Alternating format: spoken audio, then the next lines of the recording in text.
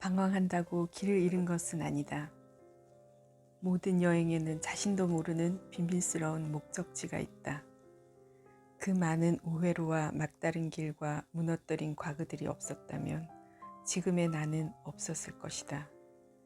그 길들이 있었기에 지금의 내가 있다. 자기 자신에게 이 한 가지를 물어보라. 이 길에 마음이 담겨 있는가? 안녕하세요. 행복한 TV의 유토입니다. 오늘은 루시아님의 새는 날아가면서 뒤돌아보지 않는다 두 번째 시간인데요. 한 챕터도 빼지 않고 계속 읽어보고 싶은 귀한 내용들인데요. 그 중에서 몇 부분만 보도록 하겠습니다. 먼저 마음이 담긴 길. 방황한다고 길을 잃은 것은 아니다. 문학의 길을 걷겠다고 집과 결별하고 노숙자가 되자 사람들은 제정신이 아니라고 했다. 시를 쓰고 밤새워 책을 읽느라 학교는 낙제를 했다. 국문학과를 졸업하고 국어교사가 되는 행운을 얻었으나 포기하자 사람들은 미친 것 아니냐고 했다. 잡지사를 다니다가 반년도 안 돼 퇴사했을 때 그들은 왜? 라고 물었다. 돈을 빌려 클래식 음악 카페를 열었다가 석 달 만에 문을 닫자 사람들은 그새 망한 것이냐며 의아해했다. 거리에서 솜사탕 장사를 시작하자 그들은 정말? 하고 눈을 의심하다가 한 계절 만에 접자 뒤에서 웃었다. 솜사탕은 한철 장사이다. 가을에 출판사에 취직했다가 봄에 퇴사하자 사람들은 이해하지 못했다. 서울에서의 생활을 버리고 경기도 산중턱 버려진 집으로 들어갔을 때 그들은 나에 대해 포기했다. 산에서의 생존이 한계에 부딪혀 여의도의 회사에 다니자 사람들은 어울리지 않는다고 말렸다. 바바하리 다스의 성자가 된 청소부 원서를 읽고 그 책을 번역하겠다며 회사에 사표를 내자 다들 어리석은 결정이라며 만류했다. 그 원고는 재미없다는 이유로 몇 군데 출판사에서 거절당했다. 불법 체류자가 되기로 마음먹고 뉴욕으로 떠나자 꼭 그래야만 하는가 하고 사람들은 질문했다. 2달 만에 가진 돈을 전부 털어 인도의 명상센터로 가자 차라리 뉴욕에 있을 것이지 하며 혀를 찼다. 다들 내가 아직 정신을 못 차렸다고 했다. 아는 사람 한 명 없는 서귀포로 이사하자 사람들은 계절마다 놀러 오면서도 외롭겠다고 했다. 2해 만에 서울로 돌아오자 그 좋은 곳을 왜 떠났냐며 아쉬워했다. 어떻게 먹고 살 것이냐는 무모하지 않느냐는 말을 밥 먹듯 들어야만 했다. 정상이 아니라는 말도. 인도에만 자꾸 가자 사람들은 내가 원하지도 않는 유럽에도 가고 중국에도 가라고 조언했다. 해마다 인도를 계속 가니 인도가 아니라 비로소 나 자신이 보이기 시작했다. 잠언 시집 지금 알고 있는 걸 그때도 알았더라면의 원고를 완성하자 출판사들은 시 읽는 독자가 적다며 출간을 거절했다. 인도를 10번 여행하고 하늘 호수로 떠난 여행을 썼을 때 인도 기행문을 읽을 독자는 없다며 출판사들은 고개를 저었다. 프랑스나 스페인 기행문을 쓰면 여행 경비를 대겠다는 제안도 했다. 엘리자베스 키블로로스의 인생 수업을 번역하자 죽음을 앞둔 사람들에 대한 이야기라며 또다시 거절당했다. 그 책들이 베스트셀러가 되자 상업적인 작가라는 비난을 들어야 했다. 방황한다고 길을 잃은 것은 아니다. 모든 여행에는 자신도 모르는 비밀스러운 목적지가 있다고 독일의 사상가 마르틴 부부는 말했다. 그 많은 우회로와 막다른 길과 무너뜨린 과거들이 없었다면 지금의 나는 없었을 것이다. 그 길들이 있었기에 지금의 내가 있다. 인간은 본질적으로 길을 가는 사람이다. 공간의 이동만이 아니라 현재에서 미래로의 이동, 탄생에서 죽음까지의 과정도 길이다. 인간을 호모 바이토르라고 하는데 떠도는 사람, 길 위의 사람이라는 뜻이다. 삶의 의미를 찾아 길을 떠나는 여행자, 한 곳에 정착하지 않고 방황하며 스스로 가치 있는 삶을 찾아 나서는 존재를 가리킨다. 그래서 동양에서는 구도 여행 자체를 길, 즉 도라고 했다. 호모 비아토르는 길 위에 있을 때 아름답다. 꿈을 포기하고 한 곳에 안주하는 사람은 비루하다. 집을 떠나 자신과 대면하는 시간을 가진 사람만이 성장해서 집으로 돌아온다.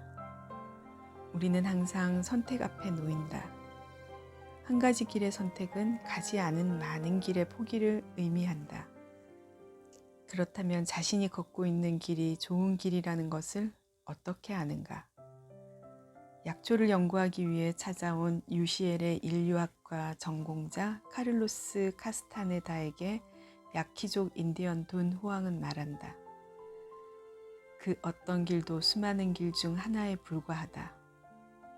그러므로 너는 자신이 걷고 있는 길이 하나의 길에 불과하다는 것을 명심해야 한다.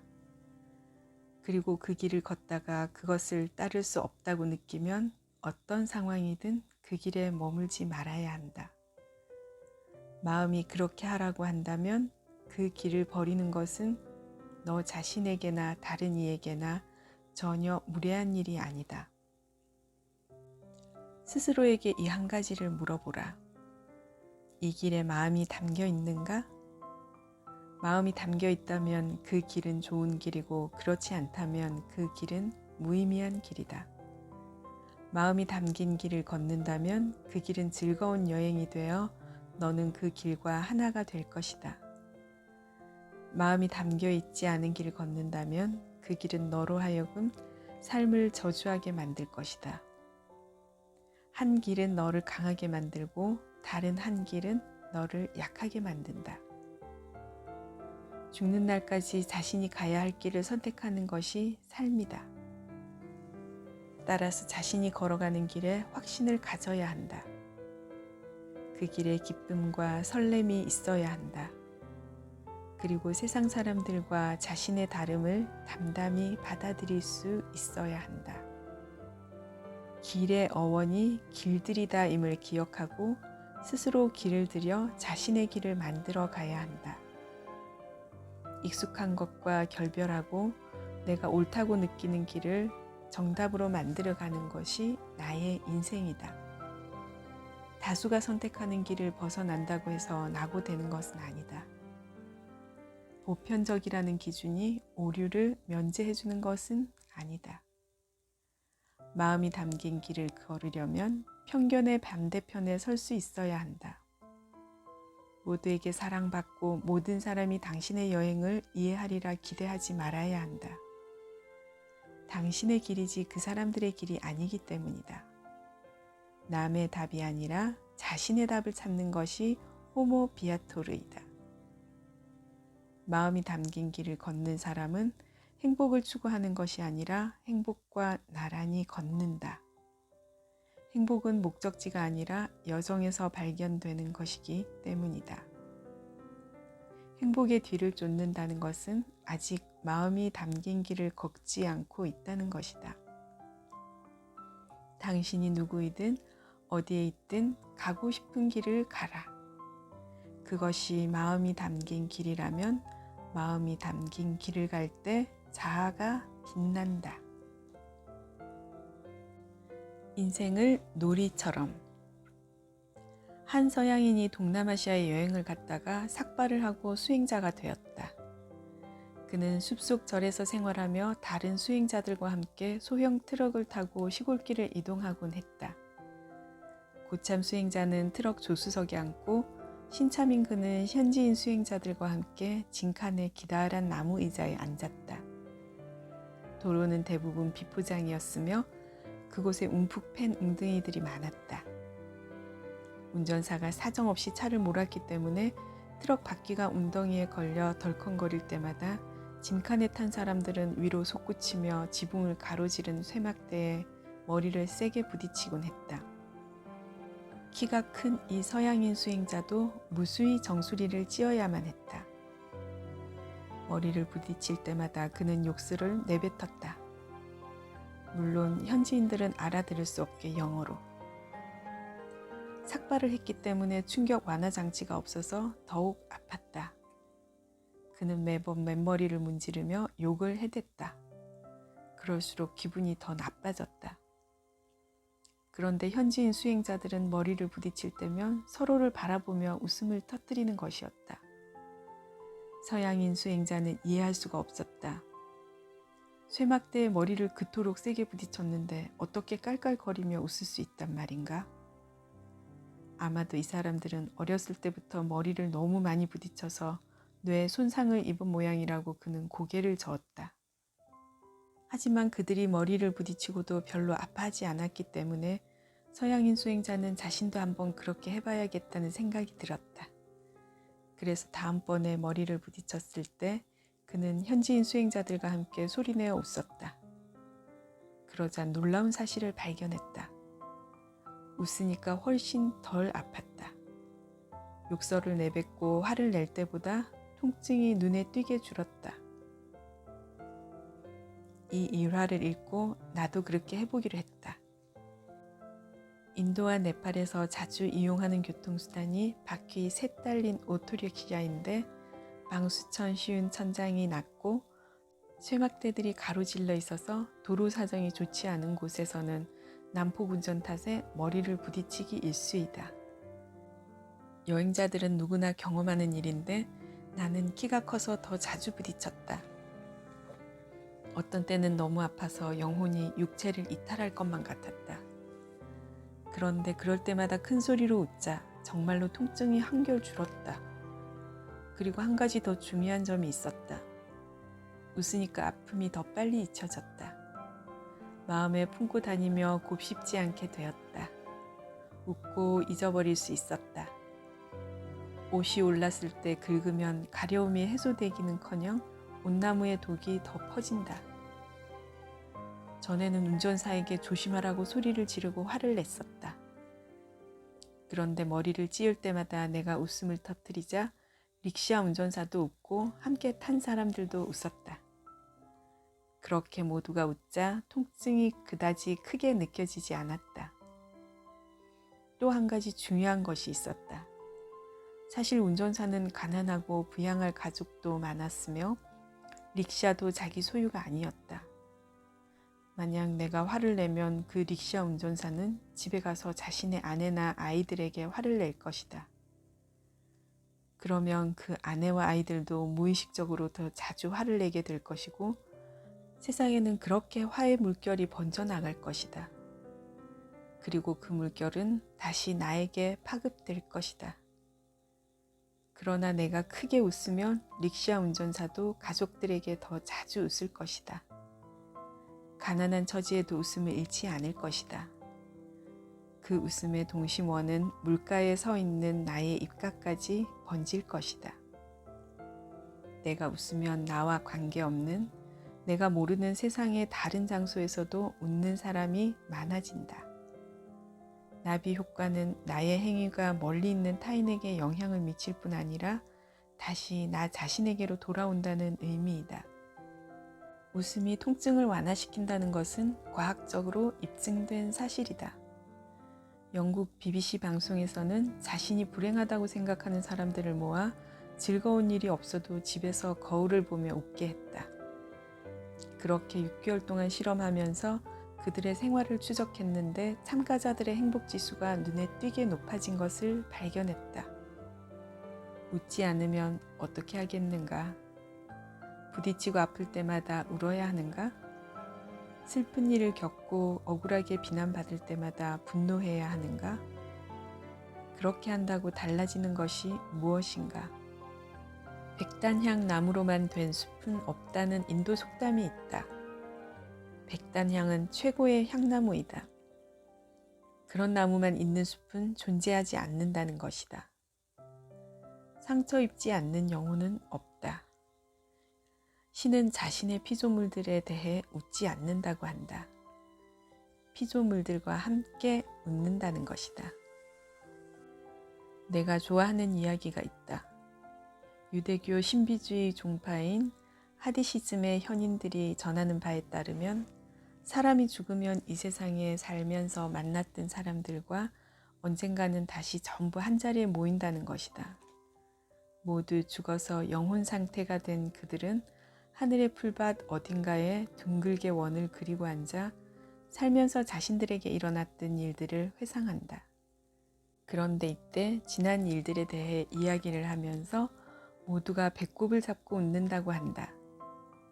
이렇게 언젠가는 모두가 죽을 운명인데 그것을 잊고 사소한 일에 흥분하고 화를 냈다는 것이다. 영원히 살 것처럼 싸우고 집착했다는 것이다. 삶이 놀이라는 것을 잊고 너무 심각했던 것이다. 그렇게 이 세상에서의 삶을 돌아보며 다들 한바탕 웃는다고 한다. 이런 배움을 얻지 못한 영혼은 다시 같은 수업을 반복해야만 한다고 하시디즘의 현인들은 말한다. 우리 모두는 지금 그 수업을 또다시 심각하게 받고 있는 중이다. 삶이 알아서 하리라. 영적 교사 앤드류 하비의 저서 숨은 여행의 한 남자 이야기가 나온다. 뉴욕에서 살던 그 남자는 자신의 삶의 회의를 느끼고 하와이의 어느 섬으로 떠나 그곳의 부족민들과 함께 생활했다.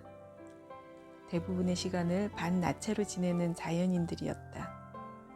석 달이 지난 어느 날 부족의 추장이 남자에게 자신들의 일원이며 가족인 고래를 소개해 줄 때가 되었다고 말했다. 부족이 숭배하는 고래인데 그들이 부르면 섬의 비밀 장소로 와서 그들과 함께 놀아준다는 것이었다. 추장은 설명했다. 당신은 물속에서 기다리기만 하면 됩니다. 고래가 당신의 존재를 감지하고 당신에게로 올 테니까요. 부족 사람들은 그 고래를 어머니라고 불렀다. 학식 있는 남자는 추장이 약간 제정신이 아니라고 생각했으며 자신까지 이상해지기 전에 그곳을 떠나야겠다고 생각했다. 하지만 추장을 줘야 했기에 상처 주기 싫어 일단 그 비밀 장소까지 동행하기로 결정했다. 약속한 날 부족민 전체가 추장을 따라 현무암 바위로 둘러싸인 만으로 갔다. 모두가 웃고 즐거워했다. 남자는 그들을 좋아했기 때문에 자신이 바보가 되는 것에 그다지 신경 쓰지 않았다. 그는 자신이 수영을 할 줄 모른다는 걸 떠올리고 추장에게 그 사실을 말했다. 그것으로 이 소동이 일단락 되리라고 생각했다. 그러자 추장이 말했다. 걱정할 필요 없어요. 내가 일러주는 바위를 붙잡고 있으면 됩니다. 나머지는 어머니가 알아서 할 테니까요. 남자는 하는 수 없이 추장이 시키는 대로 바위 있는 곳으로 가서 옷을 벗고 떨리는 몸을 물속에 담갔다. 그러자 부족 사람들이 뒤에서 일제히 노래를 부르기 시작했다.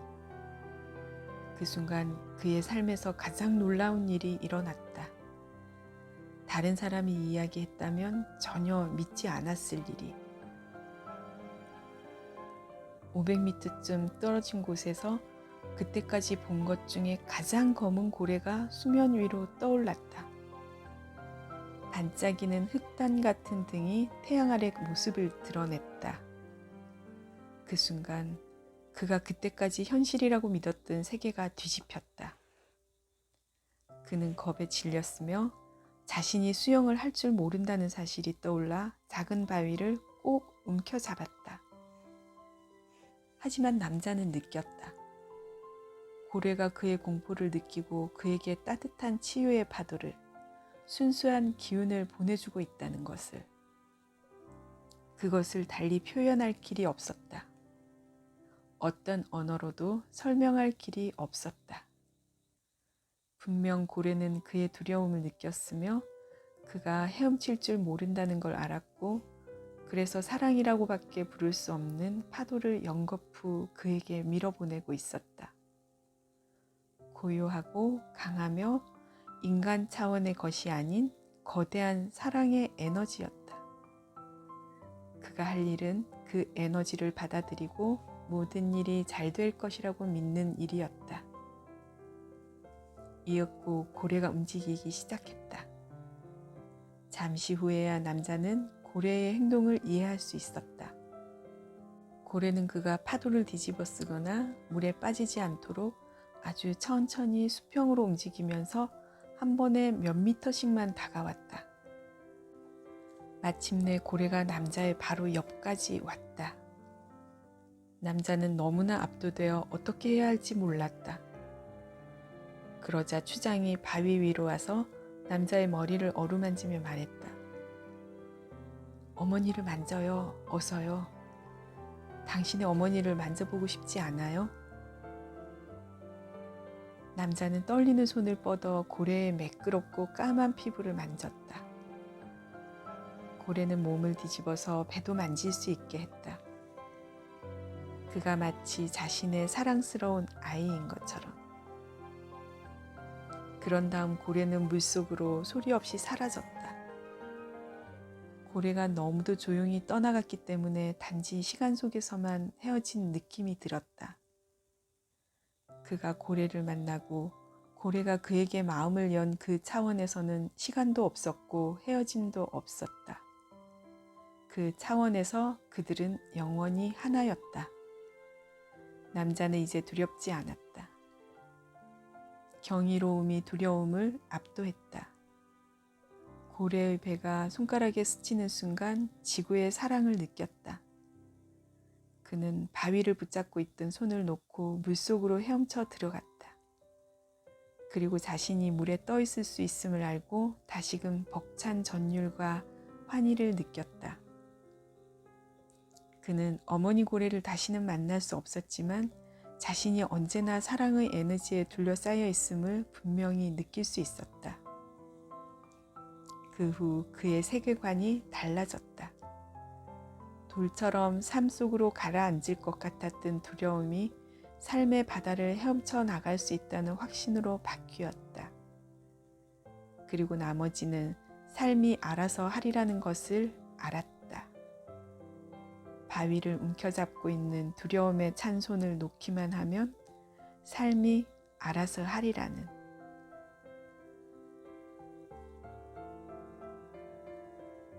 오늘 내용은 여기까지 하겠습니다. 감사합니다.